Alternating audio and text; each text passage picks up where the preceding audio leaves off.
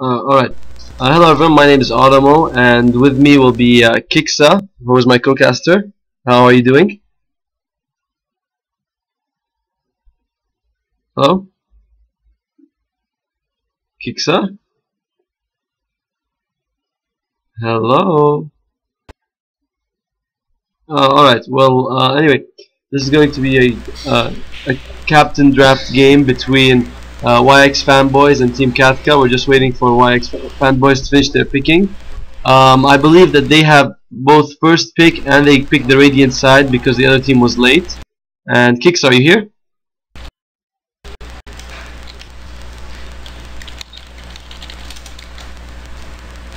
Hello?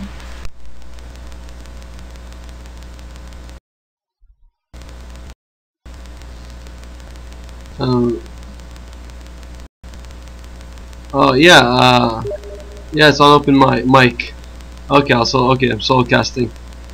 Alright, so anyway, not sure why this is he left it on. Seems to have left a little irritating. Anyway, so Team YXFANBOYs, we're gonna have stand-in Storm Spirit, played by Maester. We're gonna have Invoker being played by Koiz. We're gonna have Rookie 217 on the Jakiro, so probably support. Chinese characters playing Undying and Lee Hiyori playing on the Ancient Apparition. I assume that the Undying is going to be the farming number 3 position, and that Ancient Apparition and Jakiro will be position the supports. 1 second. Yeah. Alright, and on the Dire we have on the Shadow Shaman being played by Yuriko, we have Jano playing the Death Prophet, probably going middle. Katka this playing on the Mirana, assumed to support.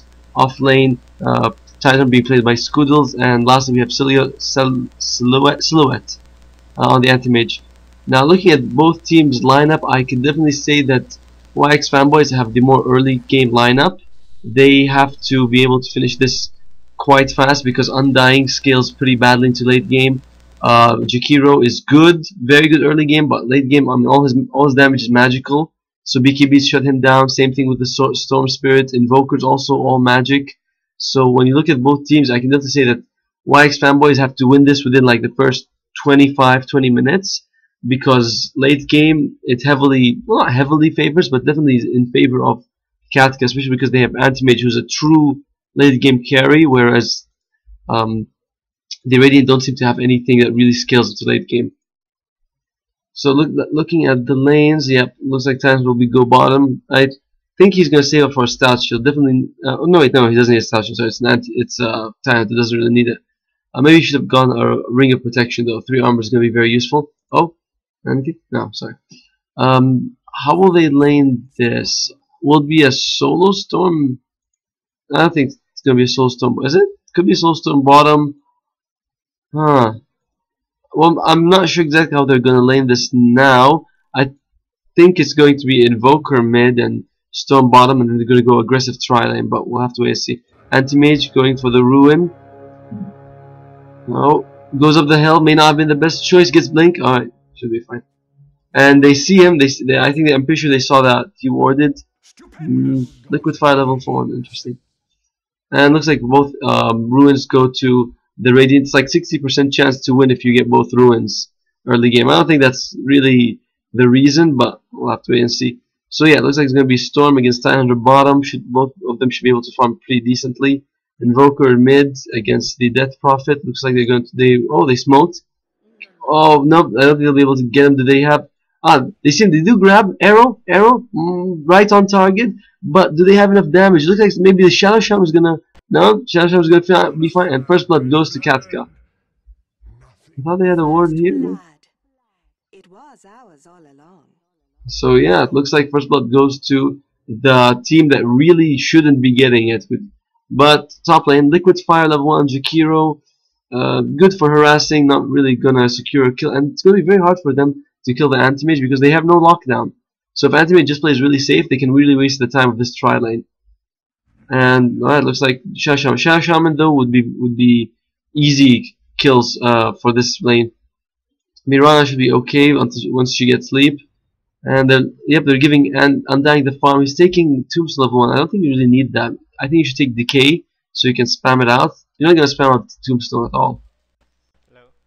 And so far, it looks like he's farming okay, but it's going to be hard for them to push. Maybe they need to get a Ring of Basilisk, get them some armor. And yeah, until Undying is around level 3, when he has level 2 in Tombstone, that's when they can get a kill. Until then, they can't do much, and I think Anti-Mage is just going to be kind of fine, actually. No real lockdown, no strong harass coming. Should be okay. And looks like they're going to try to pull. I think it should be okay. Maybe yeah, it should be okay. He'll get it. And he has his Ice Path. Probably going to take his Dual Breath at level 3. And looking at the mid lane, Invoker is going to have his ball. Oh no, it's not ball, it's the Magic Stick. Interesting. And I'm not sure you usually need the Magic Stick. I mean, you're going to spam that much. But maybe you should just save for the ball. We'll see. And who's winning the mid lane looks like, well, it looks like this probably winning pretty handedly. Going for 2 points in Cryptic Storm, 2 points in Witchcraft for the mana reduction and cooldown.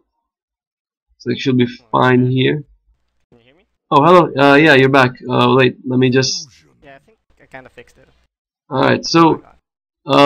Yeah, first blood went to the Dire. Mirana God, they just smoked. And looks like top lane we might have a kill on the Jakiro. Tombstone comes out, and Jakiro's Hex, but that's high strength gain, keeping him alive. And looks like they get the Shadow Shaman. And I don't think they'll be able to get any more. This top lane, I don't think they're gonna be able to shut down Anti-Mage. What do you think? I think this is quite dangerous. See, look at the Radiance offlane. This is a very, very dangerous and potent offlane, since basically you have an Anti-Mage, a Mirana, and a Shadow Shaman, and their strength growth is quite horrendous. So if Radiant keeps on pushing, they'll easily get a lot of kills here. So the best option for Dire, and look look at the sports, they're actually ganking. They realize that they will not win this lane, and the best option for them is just for the Anti-Mage to soak up as much EXP and gold as he can. And looks like there's another smoke gank middle lane. Looks like can he get in range? He's taking a lot of tower shots. Arrow comes out, misses by quite a lot. Creep blocking him, his own creep, and well, looks like they're not gonna go for it. Yeah, I don't feel like the Radiant taking the top lane is actually a really good idea, because I don't think they'll be able to kill the Anti-Mage ever. Oh, sorry, looks like we missed that kill. That was a misplay from them. But by the way, I can't seem to hear you very well. Is there any way you can increase your volume? Hold on. Alright. So yeah, I think that maybe it might be better for the Radiant to just go bottom against this Tidehunter. Tidehunter would probably not risk it, and maybe just put the Storm top. Anti-Mage is kind of farming anyway, so you're not gonna stop his farm. But if you go bottom, maybe you can get a few towers very early on, especially with this Jakiro. Is this any better, man? Yeah, it's better. Do you think that the Radiant should just go bottom and just go for the towers and maybe just put Storm top? No, I think the Radiant are playing this perfectly with their very aggressive offlane. But yeah, they're trying to deny the AM as much farm as they can. Their ideal goal is that they use this Jakiro's passive to get this tower down fast. And once they get the tower down, they can start forcing the fights. Since Undying really falls off in the late game. Arrow comes out. The early and mid game, Tombstone is one of the strongest. Yeah, I agree with you that he's very strong early, but I feel like he won't be able to accomplish much in this lane. I feel like if they go bomb, they can get some very easy towers, because Anti-Mage, he'll just blink away whenever he's in trouble. They can't, and they have no lockdown, except for Ice Path, which isn't really very, you know, how do you say, good lockdown. I feel like if they go bottom, they can get some towers very easily, and then go back top later. Oh, chicken on a creep, okay. And no kill. It's a pretty good point. Yeah, I mean, I know that they want to finish this early, but that's the thing. If they go top, they're not going to be able to, you know, do much. And it's clear because, okay, I thought it was kill. And because clearly Anti-Mage is farming, you know, he's farming okay. And looks like they might be able to kill him now. No, Arrow comes out, misses. And Undying, will he be okay? Can he heal himself? Can he heal himself in time? Instead he tries to get the anti-mage. Looks like Sunstrike's gonna miss, but they are able to get the Miran and the anti-mage. Still not dead. They're gonna chase for the Shadow Shaman. Jakiro taking some tower hits, but it looks like he's gonna be fine. 2 kills, and anti-mage almost goes down. Alright, so it looks like they're gonna be able to push the tower now. Not bad. You can see right there the strength of a tombstone. Forcing those fights early, getting those towers down. Is under attack. Yeah, They and almost got the anti-mage. If they had a little bit more better positioning, like they were just a bit closer, that anti-mage would have gone down, and they would have also gotten those 2 supports. Bottom tower. But I guess 2 for nothing is a very, very good trade in any stage of the game. yeah, and a tower. Dire's top So tower is under that is good. But yeah, I have to remember that the Dire have pretty decent, team fight themselves. They have, the Ravage. They have Shadow Shaman's ultimate. They have Death Prophet's exorcism. Even Mirana, with her ultimate, can cause some damage. So it's not like it's fully Radiant favored. I would say they have the stronger team fight early on, but not that much. Not like 100% their advantage. Yeah, the problem with the Dire's lineup is that yes, they do have a very strong team fight, but they're also very reliant on levels. And right now, they opted for the tri-lane, which would severely gimp the levels of their supports. Look at the Mirana, she's level 2. Look at the Shadow Shaman, she's level 3. And they all need level 6 to be very, very threatening during team fight. Tidehunter at the very least is 7. So at least they have a Ravage. Oh, and looks like they're going to go for the Shadow Shaman. Can they get a kill here? Ground before anything can happen. Arrow comes out. Nice Ravage and an arrow. Looks like we're going to have a dead Storm, and he does fall. And now it looks like Tombstone is here. Can he heal? Undying has his heal ready. Heals himself. But looks like there's not going to be enough zombies. And looks like we're having a small disengage for now. Maybe go again. Jakiro throws his Ice Path, but not going to get much out of it. And by the way, that's another thing that we should talk about. Tidehunter is really good against Tombstone with his Anchor Smash. is under attack. Yeah, you can see the strength of a Tidehunter right there. It's like it doesn't matter how farmed that Storm Spirit was, because early on in the game, right, it was Tidehunter versus Storm Spirit in the bot lane, and the Tidehunter wasn't really getting any farm. But the moment the Tidehunter got 6th and got his Ravage, he just became one of the biggest threats. Since now, the only way for the Radiant to fight against a Ravage is if the Invoker can land Arrow. And yeah, Arrow gets him and looks like he's gonna fall, but nice Storm Spirit, Cyclone keeping him alive. They're gonna go and looks like it might be a triple, well, it's a triple death. Ancient Apparition with a double kill, and Pause comes out. Okay, this gives us a few, seconds to talk about the items that's coming. What do you think Invoker's building? Do you think he's building a Blink Dagger or something?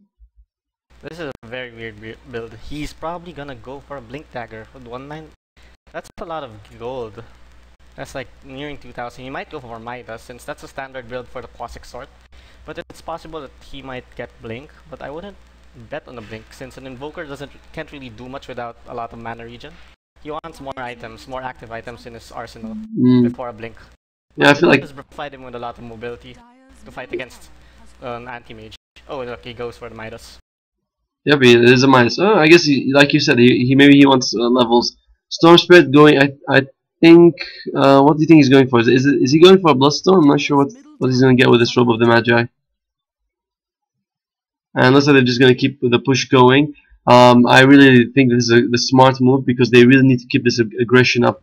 Tidehunter's taking, Undying taking a bit too much tower hits, but yeah, this is what they need to keep doing for now. Yeah, the Radiant knows that Ravage is down.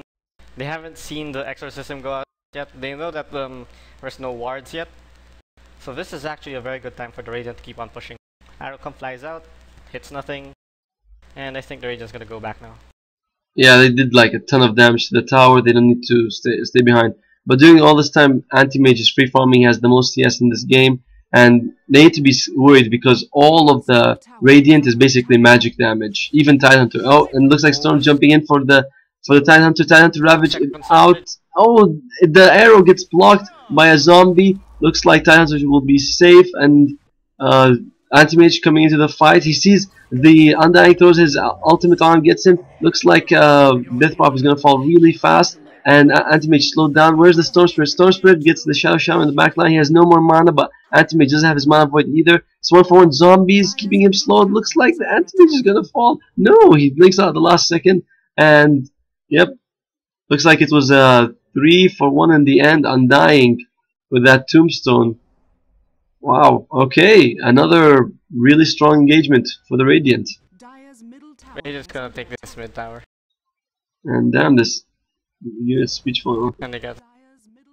And they do. So the Radiant's lineup, it's going according to plan since they know that the strength of this Undying is in the early game. So they're using him to push the tower fights. I By feel pushing those tower fights, they're able to deny the anti-mage a lot of space to farm. I do feel like one of the reasons the Death Prophet hasn't been doing much is because she doesn't have her ultimate. I feel like maybe one level less of Witchcraft would have, you know, been worth it for her ultimate. Or do you think that she's doing the right thing? It's the right thing since Exorcism at level 1, even if you have like 2 or 3 points in Witchcraft, is really, really weak. But once you reach level 2, Exorcism becomes one of the strongest team fights abilities. Just look at it at level 1, 4 spirits.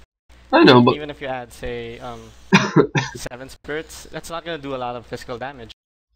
And remember that Death Prophet needs to stay alive during fights, and she's kind of squishy. So she really needs those items and those levels. But with the way the Radiant is playing, she's going to be hard pressed to find some farm. So I think the best way for them to survive is to get these two supports near Death Prophet all the time to ensure her safety. Tidehunter can live because he's naturally tanky. And sorry, mid lane we have Storm Spirit. He jumped in and yep, he jumped in and just got straight away grabbed by the Shadow Shaman. But they get the bottom tower. It looks like they're going to keep going for the tier 2. Titan has Ravage but no Blink Dagger, so it's going to be.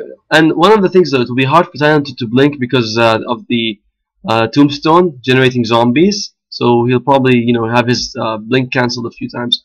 And from behind we can see the Death Prophet coming in. She has Envy Rune ready and her ultimate. So I'm guessing they're waiting for a big Ravage and she'll start the fight. Looks like both sides sort of just chipping at the tower. Liquid Fire is level 3. And tense moment, isn't it? Okay.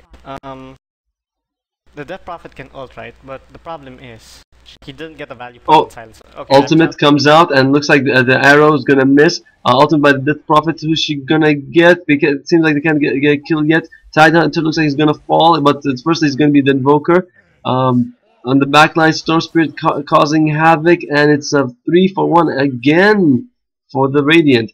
And we can see that Death Prophet's trying to go to safety. No teleport scrolls, and looks like she might be able to turn this around, get the Storm Spirit. She does get the Storm Spirit, but in the end, Undying gets the kill. I'm not sure if he had Soul Rip ready. Maybe he could have saved his friend, but alright, another. I still say that was advantage for the Radiant. What do you say? You could see the strength of the Radiant right there. It's like Tombstone, right? And then the Jakiro can just throw Ice Path on near the Tombstone so that no one can go hit it. And then those 2 second disabled, that's an additional wave of zombies. So yeah, it's a very, very strong combo, but yeah, it's very, very early game oriented.